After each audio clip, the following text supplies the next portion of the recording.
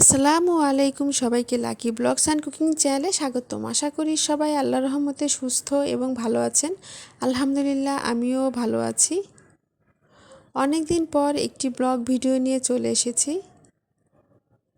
তো আজকে আমি মিষ্টি আলুর পাতা দিয়ে পাবদা মাছ রান্না আপনাদের সাথে শেয়ার করব।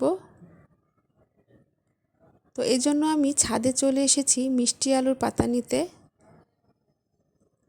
ভাবলাম আপনাদের সাথে একটু শেয়ার করি আর ছাদটাকে একটু ঘুরিয়ে দেখাই। আমার ভিডিওটা যদি আপনাদের ভালো লেগে থাকে তাহলে লাইক, কমেন্ট, শেয়ার করে দিবেন আর অবশ্যই সাবস্ক্রাইব করবেন।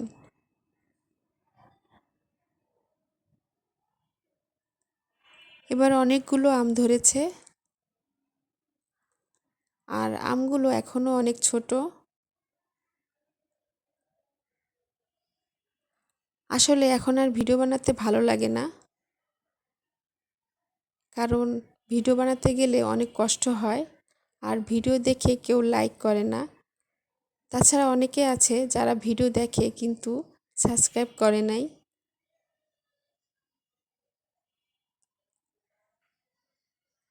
তো যাই হোক, এখন আলুর পাতাগুলো কেটে নিব। পাতাগুলো নষ্ট হয়ে যাচ্ছে, তো যেগুলো ভালো আছে সেগুলো কেটে নিব। আর গাছটা তুলে ফেলে দিব, তাহলে আবার নতুন করে এখানে আলু গাছ হবে। একটা আলু হয়েছে, আলুটাও তুলে ফেলবো। তো শাকগুলো কেটে সুন্দর করে বেছে নিয়েছি যেগুলো ভালো ছিল।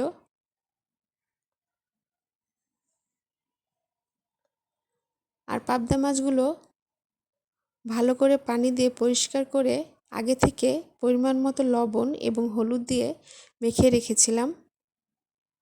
এখন মাছগুলো ভেজে নিব। যারা আমার চ্যানেলটাকে সাবস্ক্রাইব করে পাশে আছেন তাদেরকে অসংখ্য ধন্যবাদ। তো মাছগুলো ভাজা হয়ে গেছে, এখন নামিয়ে ফেলবো। এখন রান্নায় চলে যাব। এখন কেটে রাখা পেঁয়াজ এবং কাঁচামরিচ দিয়ে দিলাম।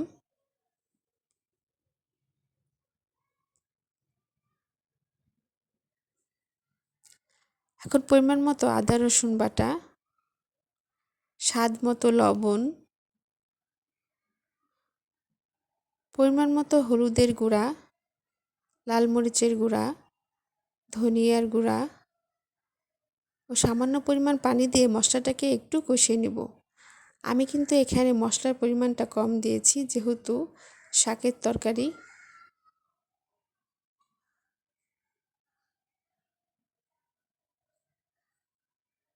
তো এই মশলার মধ্যে কেটে রাখা আলু দিয়ে দিব। এখানে আমি 3টা আলু লম্বা করে একটু মোটা করে কেটে নিয়েছি আর আলুগুলো আগে থেকে পানি দিয়ে ধুয়ে নিয়েছিলাম। আলুগুলো একটু কষিয়ে নিব। কষানো হয়ে গেছে, এখন শাকগুলো দিয়ে দিব। আর শাকগুলো আমি পানি দিয়ে ধুয়ে নিয়েছি।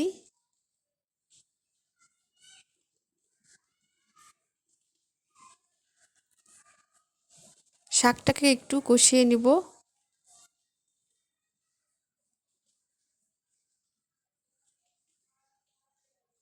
তো শাক কষানো হয়ে গেছে, এখন ঝোলের জন্য অল্প পরিমাণ পানি দিব, যেহেতু শাকের তরকারি।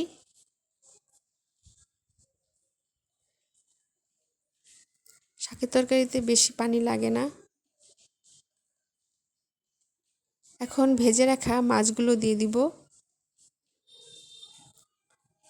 আর তরকারি আমি না ঢেকে রান্না করব, এতে করে শাকের সবুজ রঙটা সুন্দর থাকবে, নষ্ট হবে না।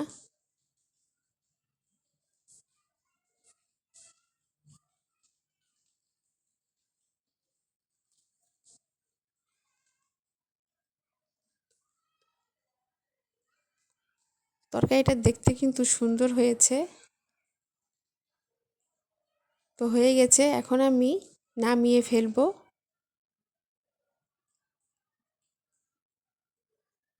তৈরি হয়ে গেল মিষ্টি আলুর পাতা দিয়ে পাবদা মাছ রান্না। এই তরকারিটা বাচ্চাদের জন্য খুবই ভালো। তো এভাবে আপনারা রান্না করে খেয়ে দেখবেন। নতুন নতুন ভিডিও দেখতে আমার চ্যানেলের সাথে থাকবেন। ভিডিও নিচে বেল আইকনে ক্লিক করবেন যাতে নতুন কোনো ভিডিও ছাড়া আপনাদের মোবাইলে নোটিফিকেশন চলে যায়। সবাই ভালো থাকবেন। আল্লাহ হাফেজ।